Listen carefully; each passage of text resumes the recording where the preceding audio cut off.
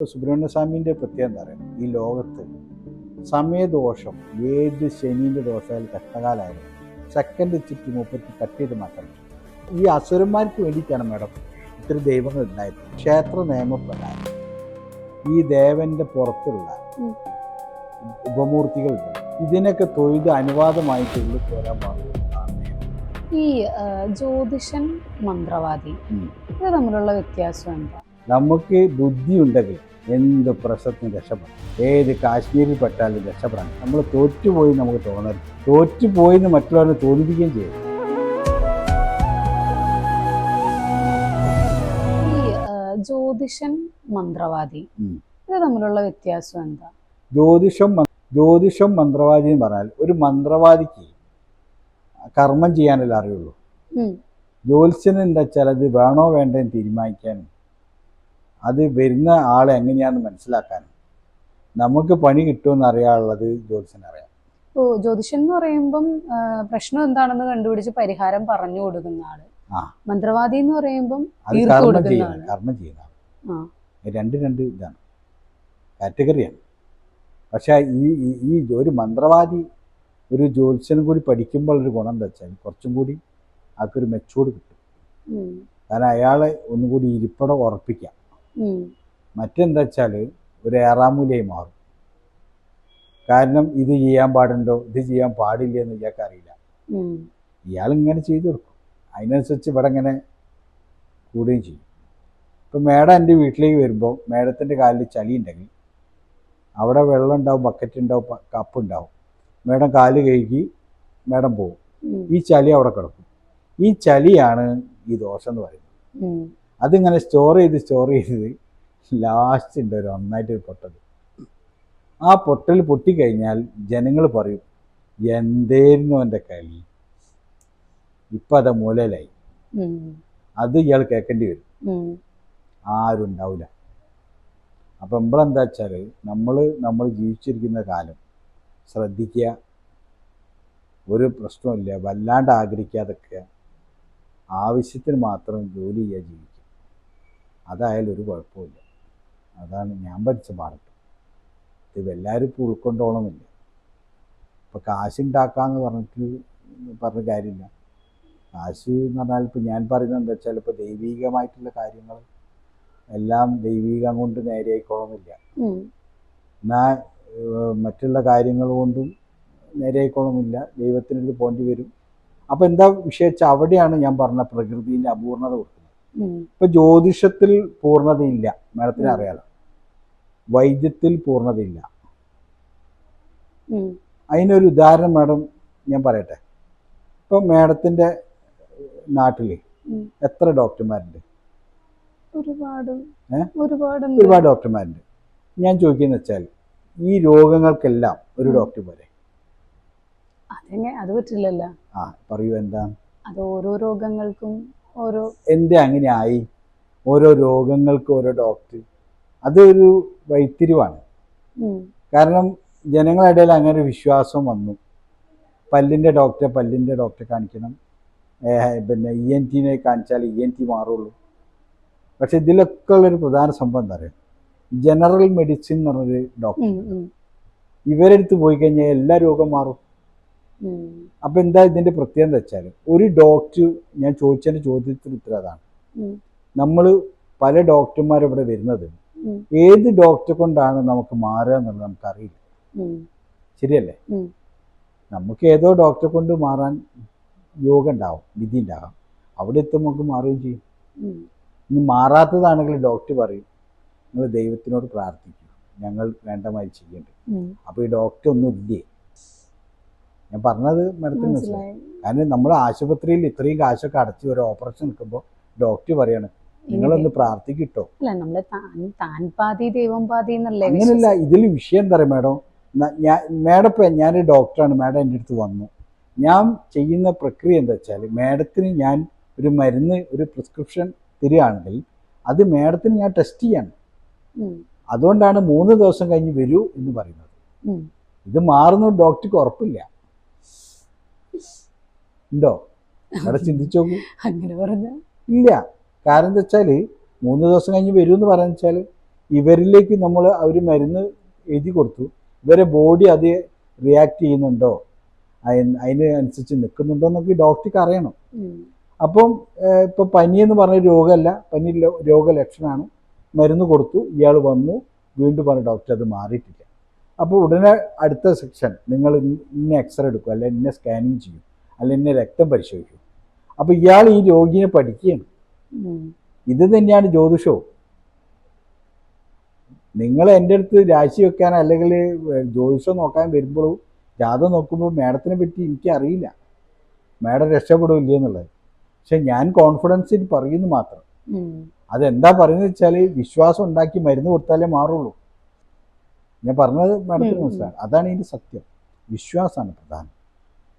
അതിനൊരു വേറൊരു കഥയുണ്ട്. മാഡത്തിന് വിശ്വാസമാണ് പ്രധാനം എന്നുള്ളതിന് ഒരു കഥയുണ്ട് മാഡം. അതായത് ഒരു തവളയെ ഒരു പാമ്പ് ഭക്ഷിക്കാൻ വന്നു. ഇപ്പൊ ഞാനിതൊരു കുട്ടികളെ മാതിരി പറയാട്ടോ കഥകള്, മാഡത്തിനോട് പറയാൻ പറ്റും വെച്ച് പറയാം. അപ്പൊ ഈ പാമ്പ് ഭക്ഷിക്കാൻ വന്നപ്പം തവള കുറച്ച് ഒരു പ്രത്യേക എന്താ പറയുക, കുറച്ചൊരു നോളജ് ഉള്ള തവളയാണ്, സാധാ തവളയല്ല. സാധാ തവളകളൊക്കെ പാമ്പ് ഭക്ഷിച്ചു കഴിഞ്ഞു. അപ്പൊ ഇയാൾ കുറച്ചൊരു നമ്മളൊക്കെ മാതിരി ഒരു ചിന്തിക്കുന്ന ഒരാളാണ് ഈ തവള. അപ്പൊ ഈ പാമ്പിനോട് പറയാണ്, പിന്നെ അതായത് നിങ്ങൾ എന്നെ ഭക്ഷിക്കുന്നതൊക്കെ ശരി തന്നെ, പക്ഷെ എനിക്ക് ചില പ്രത്യേക കഴിവുകളുണ്ട്. അപ്പൊ പാമ്പ് ചോദിക്കുക, എന്താ നിനക്ക് കഴിവ്? അപ്പൊ ഞാൻ കടിച്ചാലൊക്കെ ആൾക്കാർ മരിക്കും, കാരണം എനിക്കും കുറച്ച് വിഷമൊക്കെ ഉണ്ട്. അപ്പൊ പാമ്പ് പറഞ്ഞു, അതൊക്കെ ഞങ്ങൾക്കുള്ളതല്ലേ, ഞങ്ങൾ കടിച്ചാലാണല്ലോ ആൾ മരിക്കുക, ഈ കടിച്ചാൽ ആൾ മരിക്കുമോ? മരിക്കും, കാണിച്ചു തരാം, എന്നിട്ട് വിശ്വസിച്ചാൽ മതി. പാമ്പിനെ പറഞ്ഞ് ധരിപ്പിച്ചു. അപ്പോൾ ഒരാളിങ്ങനെ വരുന്നുണ്ട്. അപ്പോൾ തവള പറഞ്ഞു, പത്തി ഉയർത്തി നോക്കിക്കോളൂ, ഞാൻ ഇപ്പോൾ കാണിച്ചു തരാറ്. അപ്പോൾ ആളിങ്ങനെ നടന്നു വരികയാണ്. തവള എന്ത് ചെയ്യും, അയാളെ കാലിനൊരു കടിയടിച്ചിട്ട് പുല്ലിൻ്റെ ഉള്ളിലേക്ക് മറിഞ്ഞു. ഇയാൾ കാണുന്നത് പാമ്പിൻ്റെ പത്തിയാണ്. ഇയാൾ ധരിച്ചു പാമ്പ് എന്നെ കടിച്ചു, അങ്ങനെ പേടിച്ച് അയാൾ മരിച്ചു. ഇപ്പൊ തവള ചോദിച്ചു, ഇപ്പൊ എങ്ങനെയുണ്ട്, ഇപ്പൊ ഞങ്ങൾ കടിച്ചിട്ട് ആള് മരിച്ചോ? അപ്പൊ പാമ്പ് പറഞ്ഞ എന്താ അറിയോ, നീ ചില്ലറക്കാരനല്ല, ഇന്ന് മുതൽ നമ്മൾ ഫ്രണ്ട്സാണ്. അപ്പൊ ഇതിലുള്ള മനസ്സിലാക്കേണ്ട ഒരു പാഠം എന്താ അറിയോ, നമുക്ക് ബുദ്ധി ഉണ്ടെങ്കിൽ എന്ത് പ്രശ്നത്തിനും രക്ഷപ്പെടാം. ഏത് കാശ്മീരിൽ പെട്ടാലും രക്ഷപ്പെടാൻ കഴിയും. തല വേണം. അതാണ് ഈ കഥയിൽ നിന്ന് നമുക്ക് മനസ്സിലാകേണ്ടത്. നമ്മളെന്താ വിഷയം വെച്ചാൽ നമ്മൾ തോറ്റുപോയി നമുക്ക് തോന്നരുത്, തോറ്റുപോയിന്ന് മറ്റുള്ളവരെ തോന്നിപ്പിക്കുകയും ചെയ്യരുത്. അങ്ങനെ നമുക്ക് ജീവിക്കാൻ കഴിഞ്ഞാൽ അതിനേക്കാളും വലിയൊരു വിജയം ലോകത്തില്ല. മാഡത്തിന് 2 വാക്ക് മനസ്സിലായോ? മനസ്സിലായി. ഇപ്പോ ഞാനൊരു ഹിന്ദുവാണ്. അപ്പം എല്ലാവരും നമ്മളെ കളിയാക്കുന്ന ഒരു സംഭവമുണ്ട്, നിങ്ങൾക്ക് ഒരുപാട് ദൈവങ്ങളുണ്ട്. നമുക്ക് എവിടെ നോക്കിയാലും ദൈവങ്ങളാ, പല പേരുകളില്, പല രൂപങ്ങളില്, പല ഭാവങ്ങളില്. ചിലപ്പം ഒരു ദൈവത്തെ തന്നെ പല ടൈപ്പിലായിട്ടായിരിക്കും ഇരിക്കുന്നത്. ഇപ്പൊ നമുക്ക് മഹാവിഷ്ണുവിന് തന്നെ 10 അവതാരങ്ങളുണ്ട്. ഇതെല്ലാം മഹാവിഷ്ണു ആണെന്ന് അല്ല നമ്മൾ പറയുന്നത്. മഹാവിഷ്ണു വേറെ, കൃഷ്ണൻ വേറെ, അങ്ങനെ അങ്ങനെ അങ്ങനെ.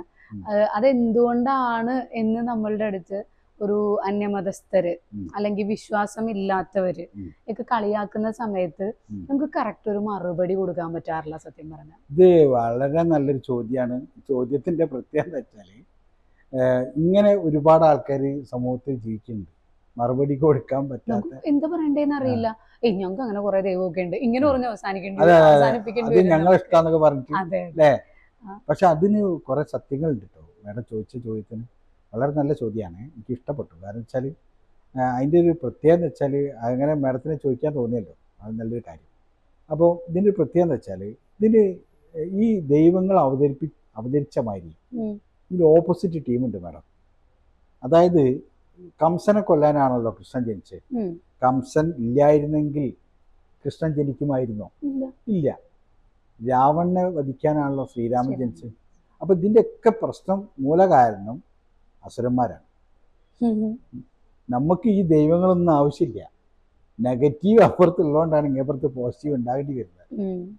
ഇതാണ് ഫസ്റ്റ് പറഞ്ഞു കൊടുക്കേണ്ട ഉത്തരം. പക്ഷെ അതാർക്കും അറിയില്ല. അസുരന്മാർ ജനിക്കുന്നത് അവരെ നിഗ്രഹിക്കാനും അവരെ നശിപ്പിക്കാനാണ് ഇവർ ജനിക്കുന്നതും ഇവരുണ്ടായതും എല്ലാം മൊത്തം.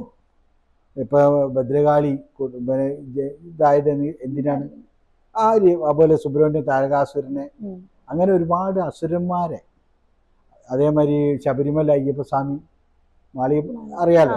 അപ്പം അങ്ങനെ ഈ അസുരന്മാർക്ക് വേണ്ടിയിട്ടാണ് മാഡം ഇത്തരം ദൈവങ്ങൾ ഉണ്ടായത്. പിന്നെ മറ്റൊരു സത്യം കൂടി ഇതിലുണ്ട്. ഇതിൽ ഏറ്റവും വലിയ പ്രത്യേകത വെച്ചാൽ നമ്മളിതിൽ 3 രീതിയിലാണ് ദൈവങ്ങളുള്ളത്. അതായത് ശൈവം, വൈഷ്ണവം, ശാക്തേയം.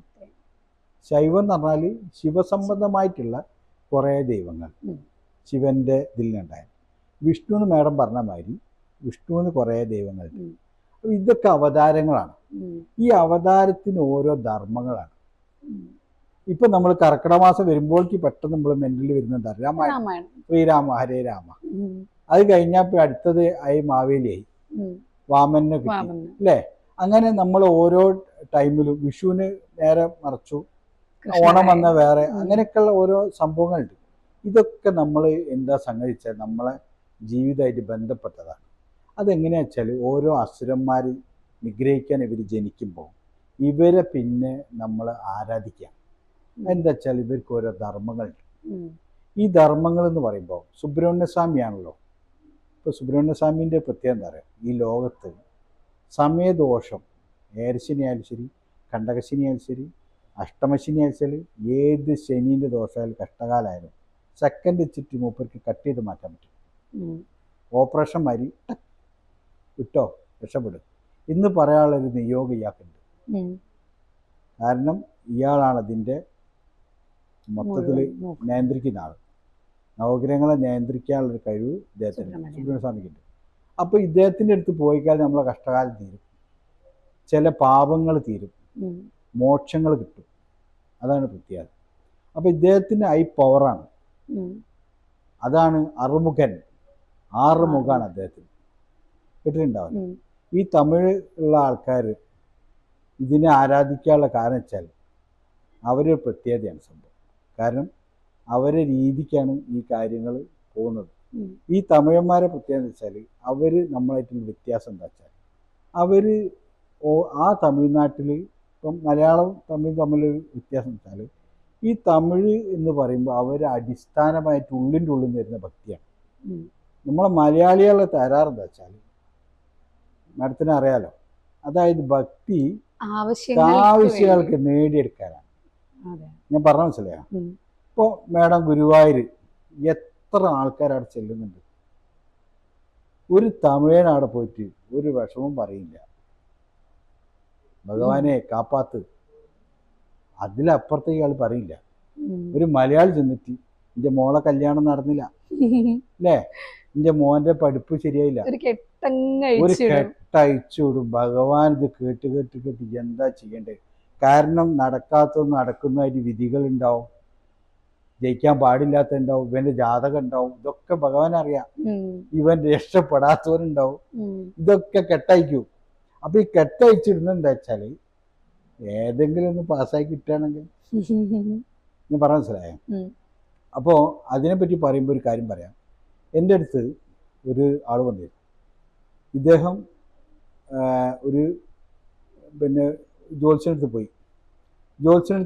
ജ്യോത്സ്യം നോക്കിയപ്പം ആ ജ്യോത്സ്യം പറഞ്ഞു, നിങ്ങൾക്ക് ഇന്ന പൂജകൾ ചെയ്യണം, അതിന്ന തിരുമേൻ്റെ അടുത്ത് പോയി ചെയ്യണം പറഞ്ഞു.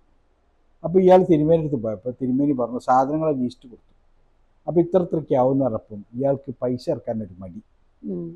അപ്പോൾ ഈ പൂജയൊക്കെ ചെയ്തിട്ട് ശരിയായില്ലെങ്കിലോ, അതാണ് ഞാൻ പറഞ്ഞ നേരത്തെ മലയാളികളുടെ സ്വഭാവം. അപ്പം ശരിയാകാതെ ആയാലും എൻ്റെ കാശ് പോകൂലേ എന്നൊരു ഒരു എന്താ പറയുക, ഒരു സംശയം വന്നു. അപ്പം സംശയം വന്നപ്പോൾ ഈ ജ്യോത്സ്യനടുത്ത് പോയി വീണ്ടും പറഞ്ഞു. ഞാൻ ആ അടുത്ത് പോയപ്പോൾ എനിക്ക് അയാളെ മറ്റും വശ കണ്ടപ്പോൾ അയാൾക്ക് കഴിയൂലെന്നാണ് തോന്നുന്നത്. ഈ ജ്യോത്സ്യനോട് പറയാണ്. അപ്പോൾ ഈ ജ്യോത്സ്യൻ എന്ത് ചെയ്തു, എൻ്റെ അടുത്തേക്ക് വിട്ടു. ഞാനിത് പറയാൻ കാരണം അപ്പോൾ എൻ്റെ അടുത്തേക്ക് വിട്ട് എന്തിനാ വെച്ചാൽ ഞാൻ വേണ്ട രീതി കൈകാര്യം ചെയ്യും. കാരണം വെച്ചാൽ നമുക്ക് ഹിപ്നോട്ടിസം അതേമാതിരി ഫേസ് റീഡിംഗ് ഒക്കെ അറിയാം, അദ്ദേഹത്തിന് അറിയാം, ജ്യോത്സ്യനറിയാം. അങ്ങനെയാണ് ഇയാൾ വന്നത്. അപ്പം നമ്മളടുത്ത് വന്നു നോക്കി. ഇയാളോട് ഞാൻ പറഞ്ഞു, നിങ്ങൾ ഇതിന് കാശ് ചിലവാക്കുകയും ചെയ്യരുത്, പൂജ ചെയ്യുന്നൊരു അർത്ഥമില്ല. അപ്പോൾ ഇയാൾ എണീറ്റ് നിന്ന് എന്നോട് പറയാണ്, നിങ്ങളാണ് യഥാർത്ഥ ജ്യോത്സ്യൻ, ഞാൻ ഇങ്ങനത്തെ ഒരു ജ്യോത്സ്യനെ കണ്ടിട്ടേ ഇല്ല. എണീറ്റ് നിന്നിട്ടാണ് പറയുന്നത്. കൺഗ്രാജുലേഷൻ. അയാൾക്ക് അയാൾക്ക് സന്തോഷമായി. കാരണം കാശ് ചിലവാകുന്ന കാര്യത്തിൽ ഇയാൾക്ക് ഭയങ്കര പിസ്ക്കാണ്. ഞാൻ പറഞ്ഞ മേഡത്തിന് മനസ്സിലായി. അപ്പം ഞാനെന്ത് കാണിച്ചു വെച്ചാൽ, ഞാനിത് കണക്ട് ചെയ്ത് വരാൻ ഞാൻ പറഞ്ഞു, നിങ്ങളൊരു കാര്യം ചെയ്യും, ഭഗവാൻ ഗുരുവായൂരപ്പനോട് നിങ്ങൾ ഇക്കാര്യം പറയും, ഭഗവാൻ നടത്തി. അപ്പോൾ ഇയാളിങ്ങനെ കണക്കൂട്ടി, ഗുരുവായൂരേക്കുള്ള വണ്ടിക്കൂലി, ഗുരുവായൂർ രാവിലെ പോയിട്ട് വേഗം പോരാൻ പറ്റുമോ, റൂം എടുക്കണോ എന്ന് ചോദിച്ചു. ഇല്ല, റൂം എടുക്കണ്ട, പിന്നെ ഭക്ഷണമൊക്കെ അവിടെ നിന്ന് കിട്ടൂലേ. അങ്ങനെ ഇയാൾ കാൽക്കുലേഷൻ ചെയ്യാൻ അങ്ങനെ ഗുരുവായൂർ പോയി. ഗുരുവായൂർ പോയി കുറച്ച് കാശൊക്കെ ചിലവാക്കി പോയി, ഭഗവാനോട് പറഞ്ഞു. അങ്ങനെ 2 ആഴ്ച കഴിഞ്ഞിട്ട് എന്നെ വിളിച്ചു. അല്ല നമ്മളാ മറ്റേ കാര്യം ഞാൻ പറയാം എന്തായി, അല്ല അവിടെ പറഞ്ഞു, മൂപ്പരൊന്നും ശരിയാക്കി തന്നില്ല, ഗുരുവായൂരപ്പൻ ശരിയാക്കി തന്നില്ല. അപ്പോൾ ഞാൻ പറഞ്ഞു, ഒരു കാര്യം ചെയ്യും, ഒന്നുകൂടി ഒന്ന് പോയി നോക്കും. ഭഗവാന് ചിലപ്പം ഒരുപാട് ഇങ്ങനെ അപേക്ഷകൾ കിട്ടിയിട്ട് അടിയിലായിരിക്കാം, അപ്പം മറന്നു പോയതായിരിക്കാം, ഒന്നുകൂടി ഒന്ന് പോയി നോക്കുകയാണ്. അപ്പോൾ ഇയാൾ വീണ്ടും പോയി ഇയാൾ പറഞ്ഞു ഇതേമാതിരി. അപ്പോൾ ഏകദേശം കുറച്ച് പൈസ ഇങ്ങനെ തീർന്നുകൊണ്ടിരിക്കുകയാണ്, കാരണം രണ്ടാമതും ഗുരുവായൂർ പോയല്ലോ. അപ്പോൾ അയാൾ രണ്ടാമത് പോയപ്പോഴാണ് റൂമൊക്കെ എടുത്തു, നല്ല രീതിയിൽ അവിടെ പ്രാർത്ഥിച്ചു, കുറച്ച് നേരം പ്രാർത്ഥിച്ചു, പോന്നു. അപ്പോഴും ഇയാൾക്ക് കാര്യം ശരിയായില്ല. വീണ്ടും എന്നെ വിളിച്ചു, അല്ല ഞാൻ രണ്ടാമത് പോയി ശരിയായില്ല. അപ്പം ഞാൻ പറഞ്ഞു, ഒരു കാര്യം ചെയ്യും, നിങ്ങൾ ഒന്നുകൂടി പോയോ. അതിൽ ഇയാൾക്ക് ദേഷ്യം പിടിച്ചു. 2 പ്രാവശ്യം ഞാൻ പോയിട്ട് പറയാത്ത ആ ദൈവം ഇനിയും കേൾക്കുന്നു തോന്നുന്നുണ്ടോ വെച്ചാൽ. അപ്പോൾ മൂപ്പർക്ക് ഭഗവാനും സംശയം വന്നു. ഞാൻ പറയുന്നത് ശ്രദ്ധിക്കുക, ആദ്യം തന്ത്രീൻ്റെ അടുത്ത് പോയി അയാളെ സംശയം വന്നു, ആ ജ്യോത്സ്യന് സംശയം വന്നു, പിന്നെ ഇന്നെ മാത്രം വിശ്വസിക്കാൻ കാണിച്ചാൽ ഞാൻ കാശ് ചിലവാക്കണ്ടെന്ന് പറഞ്ഞു. അതാണ് എന്നെ ഇഷ്ടപ്പെടാൻ കാരണം. പക്ഷെ ഞാൻ അയാളെ എന്താക്കി ഇങ്ങനെ ഗുരുവായൂർ പറഞ്ഞയച്ചു. അങ്ങനെ ഇയാൾ 3ാമത് ആഴ്ച എന്നോട് ചോദിച്ചപ്പോൾ ഞാൻ പറഞ്ഞു, നിങ്ങളെ ഇഷ്ടം പോലെ ചെയ്തോളി, ഇനി മേലെ എന്നെ വിളിക്കരുത്, ഈ കാര്യം പറഞ്ഞു. ഫോൺ കട്ട് ചെയ്തു, ഞാൻ ബ്ലോക്ക് ചെയ്തു. അങ്ങനെ ഇയാൾ കുറേ കഴിഞ്ഞ് 5-6 മാസം കഴിഞ്ഞപ്പോൾ പിന്നെ വേറെ നമ്പറിൽ വിളിക്കും. എന്നോട് പറഞ്ഞു, മറ്റേ കാര്യം ശരിയായിട്ടോ, നിങ്ങൾ ഫോൺ വെക്കരുത്.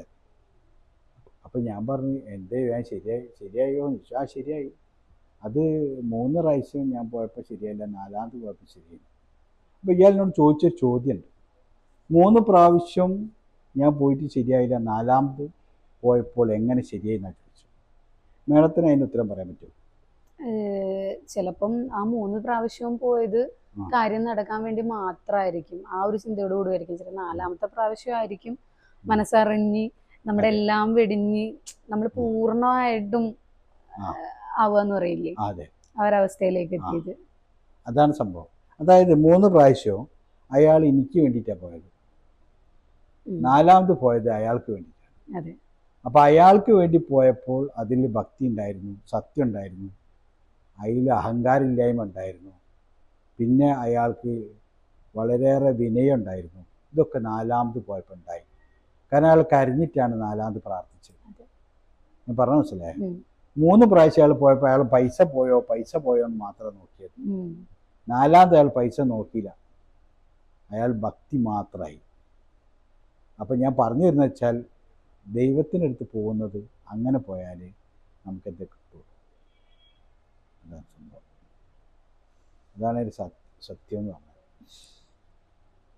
മേഡം ഗുരുവായൂർ പോകാറില്ലേ? ഗുരുവായൂരിൽ എങ്ങനെയാണ് തൊഴുകാറ്? അതായത് നമ്മൾ ഡയറക്റ്റ് കയറിയിട്ട് അങ്ങനെ തൊഴുകയാണ് ചെയ്യല് അല്ലേ? ഉള്ളിലേക്ക് നേരിട്ട് പോവുകയാണ് ചെയ്യുന്നത്. ഉള്ളിൽ പോയിട്ട്. പക്ഷെ ക്ഷേത്ര നിയമപ്രകാരം ഈ ദേവന്റെ പുറത്തുള്ള ഉപമൂർത്തികൾ ഉണ്ടല്ലോ, അയ്യപ്പസ്വാമി, സഹോദരിയായിട്ടുള്ള പാർവതി ദേവി, ഇതിനൊക്കെ തൊഴുത് അനുവാദമായിട്ട് ഉള്ളിൽ പോരാൻ പാടുള്ളൂ എന്നുള്ളതാണ് നിയമം. അങ്ങനെ ചിലർ ചെയ്യുന്നവർക്ക് നല്ല ഗുണം കിട്ടുന്നുണ്ട്. ഇത് നേരിട്ട് ചെല്ലുകയാണ്, എന്നിട്ട് ഇയാളടുത്ത് വിവരം പറഞ്ഞിട്ടാണ് പുറത്ത് തൊഴുന്നത്. ശരിക്കും അത് തെറ്റാണ് ആ സംഭവം. ഞാൻ പറഞ്ഞ മേഡത്തിന് മനസ്സിലായോ? അതായത് നമ്മൾ ചെല്ലുമ്പോൾ ആദ്യം പാർവതി ദേവിക്കും അയ്യപ്പസ്വാമീൻ്റെ അടുത്തും പ്രാർത്ഥിച്ചതിന് ശേഷം വരി നിൽക്കണം എന്നാണ് പറഞ്ഞു വരുന്നത്. എന്നിട്ട് ഉള്ളിൽ കയറുക. അതാണ് ആ ഗുരുവായൂരിൻ്റെ ശരിക്കുള്ള എഫക്റ്റ് പറയുന്നത്. Thank you sir. ഓ